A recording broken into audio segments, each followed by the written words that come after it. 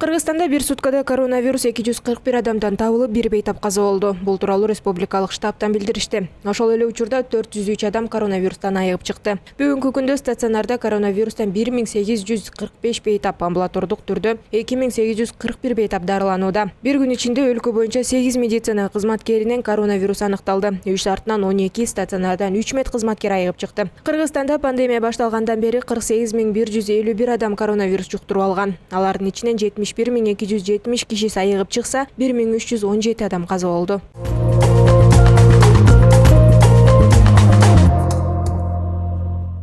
Улуттук коопсуздук боюнча мамлекеттик кызмат 14 декабрда Бишкек шаарынан ири суммадагы жасалма АКШ долларын алып жүргөн адамды кармалгандыгын маалымдады. 1969 жылы туулган Жаран кылмыш жаза кодексинин 225-беренесинин 2-бөлүгү акчаны же баалуу кагазды жасалма жол менен жасоо боюнча кылмыштардын жана жоруктардын бирдиктүү реестерине катталып, сотко чейинки териштирүү иши ачылды. Табылган чет элдик жасалма валюталары жогорку сапатта болгон жана атайы таркатуу максатында жакынкы чыгыш өлкөлөрүнүн биринде даярдалган. Кармалган адам УКМКнын тергөө камак жайына киргизилип, тергөө башталды.